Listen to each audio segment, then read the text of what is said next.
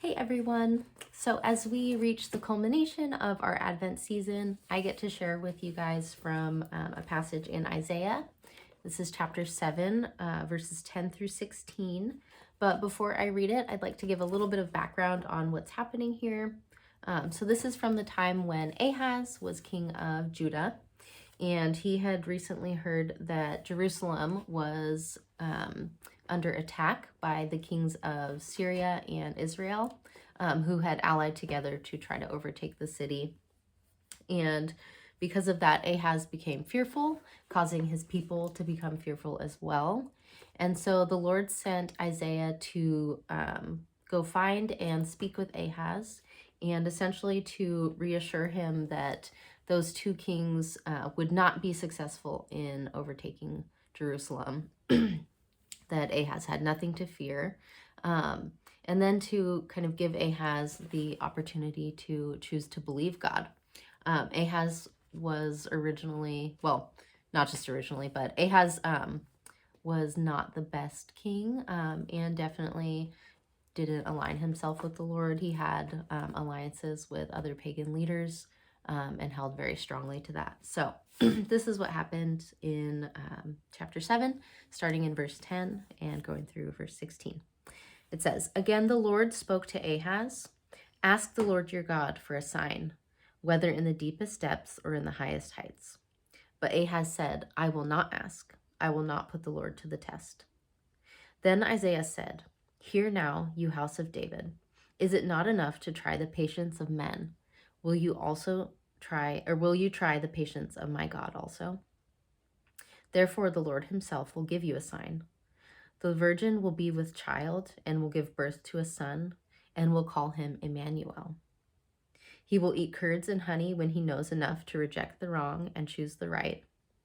But before the boy knows enough to reject the wrong and choose the right, the land of the two kings you dread will be laid to waste.'"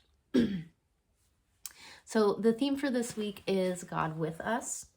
And I will admit, in reading these verses, it was easy to think about God with us in the sense of Emmanuel, Jesus being born. But I was trying to find, how does that relate to the rest of what's going on here with King Ahaz and the situation with Jerusalem? Excuse me. And yeah, after some time kind of considering that and doing some more research, what I kind of came up with is, I don't know, just the sense that God's desire to be with us is so strong that absolutely nothing can derail his design to make that possible. For instance, here, even with Ahaz, even though Ahaz chose to not align himself with God, God didn't let Ahaz's unfaithfulness derail his plan to preserve Jerusalem, to keep them safe from the attacks by the king of Syria and the king of Israel. God stayed true to his plan. He didn't punish his people because of Ahaz's unfaithfulness. He stood true to that. Just as he sent Jesus later on, as Isaiah talked about here, to physically be with us, and to also preserve us through his death, through him becoming our Savior. And so, yeah, that's what I walked away from it with, is just encouragement in the fact that God's desire to be with us is so strong that absolutely nothing will derail his plan to make that possible for us. And I think it's such a blessing that the fulfillment of that has already happened through the birth of Jesus and through the death of Jesus and the resurrection of Jesus. And I just think that's a really beautiful thing, that we get to live in having seen all of that happen and getting to know that.